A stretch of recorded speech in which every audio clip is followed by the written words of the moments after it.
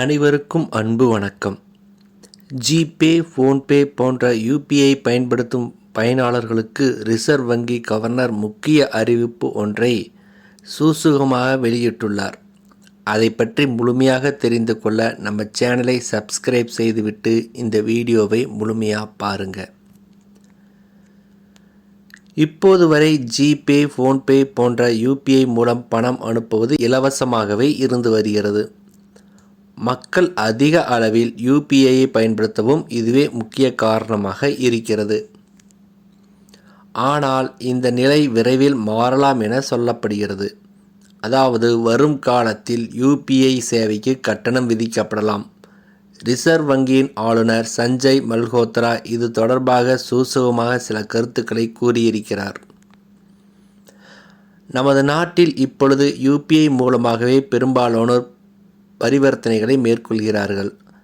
ரொக்கமாக பணத்தை எடுத்துக்கொண்டு சென்றால் திருட்டு பயம், சில்லறை பிரச்சனை என ஏகப்பட்ட சிக்கல்கள் வரும். யுபிஐ முறையில் அது எதுவுமே இல்லை. மேலும் யுபிஐ மூலம் பணம் அனுப்பும்போது கட்டணம் எதுவும் இல்லை. இதுவே பலரும் யுபிஐ பக்கம் செல்ல முக்கிய காரணமாக இருக்கிறது. ஆனால் இந்த நிலை விரைவில் மாறலாம் என சொல்லப்படுகிறது. பிரபல ஆங்கில ஊடகம் சார்பில் நடந்த நிகழ்ச்சியில் பங்கேற்ற ரிசர்வ் வங்கியின் ஆளுநர் சஞ்சய் மல்ஹோத்ரா இது தொடர்பாக சில முக்கிய கருத்துக்களை கூறியிருக்கிறார். யுபிஐ மூலம் செய்யப்படும் அனைத்து டிஜிட்டல் பரிவர்த்தனைகளும் வரும் காலத்தில் இலவசமாக இருக்காது என்று சூசகமாக தெரிவித்துள்ளார். இப்பொழுது யுபிஐ யூசர்களுக்கு இலவசமாகவே வழங்கப்படுகிறது. இதை பயன்படுத்தி பணம் அனுப்பும்போது மக்களுக்கு கட்டணம் இல்லை. அதேபோல் இதில் பேமெண்ட் வாங்கும் கடைக்காரர்களுக்கும் தனியாக கட்டணம் இல்லை. யுபிஐ குறுகிய காலத்தில் இந்த அளவுக்கு பிரபலமாக இதுவே முக்கிய காரணமாக இருந்தது. அதே நேரம் இந்த பேமெண்ட் கட்டமைப்பை பராமரிக்க ஆகும் கட்டணத்தை அரசே ஏற்று வருகிறது. இதற்கான கட்டணத்தை அரசு வங்கிகளுக்கு கொடுத்து விடுகிறது. இந்த சூழலில் தான் யுபிஐ குறித்து ஆர்பிஐ கவர்னர் இந்த கருத்துக்களை கூறியிருக்கிறார். யுபிஐ குறித்து பேசும்பொழுது அவர், பேமெண்ட் என்பது ஒரு முக்கியமான விஷயம். நமக்கு ஒரு சிறந்த கட்டமைப்பு தேவை. தற்பொழுது யுபிஐ சேவையில் எந்த கட்டணமும் வசூலிக்கப்படுவதில்லை.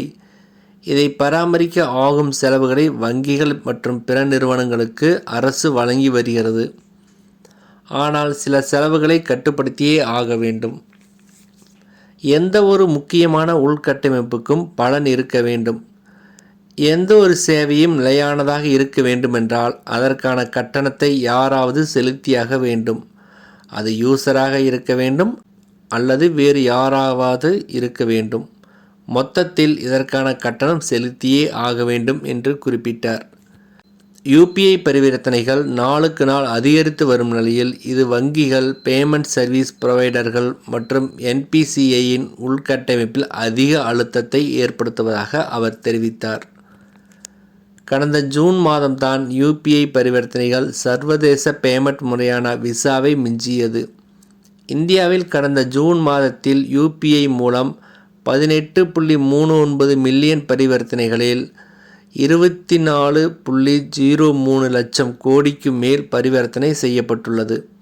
இதன் மூலம் உலகில் பேமெண்ட் முறைகளில் டாப் இடத்தை யுபிஐ பிடித்துள்ளது. இப்பொழுது இந்தியாவின் அனைத்து டிஜிட்டல் பரிவர்த்தனைகளில் சுமார் 85% மற்றும் உலக அளவில் டிஜிட்டல் பரிவர்த்தனைகளில் கிட்டத்தட்ட 50% யுபிஐ மூலமாகவே நடைபெறுகிறது. பொதுவாக விசா அல்லது மாஸ்டர் கார்டு மூலம் பணம் செலுத்தும் பொழுது கடைக்காரர்கள் குறிப்பிட்ட சதவீதத்தை கட்டணமாக செலுத்த வேண்டும். ஆனால் யுபிஐ பேமெண்ட்டுகளில் கடைக்காரர்களுக்கும் கட்டணம் இல்லை. இதனால் யுபிஐ பரிவர்த்தனைகள் மூலம் எந்த வருவாயும் கிடைப்பதில்லை. இதே முறை நீண்ட காலம் தொடர்ந்தால் அது நிலையானதாக இருக்காது. பல்வேறு பொருளாதார வல்லுநரும் எச்சரித்து வருகிறார்கள். இந்த சூழலில் தான் ஆர்பிஐ கவர்னரும் கிட்டத்தட்ட அதே கருத்துக்களை கூறியிருக்கிறார். டிசம்பர் 2019 ரூபே டெபிட் கார்டுகள் மற்றும் யுபிஐ பரிவர்த்தனைகளுக்கான எம்டிஆரை தள்ளுபடி செய்ததாக மத்திய அரசு அறிவித்தது. இந்த கட்டணம் பொதுவாக பரிவர்த்தனை மதிப்பில் 1% முதல் 3% வரை இருக்கும்.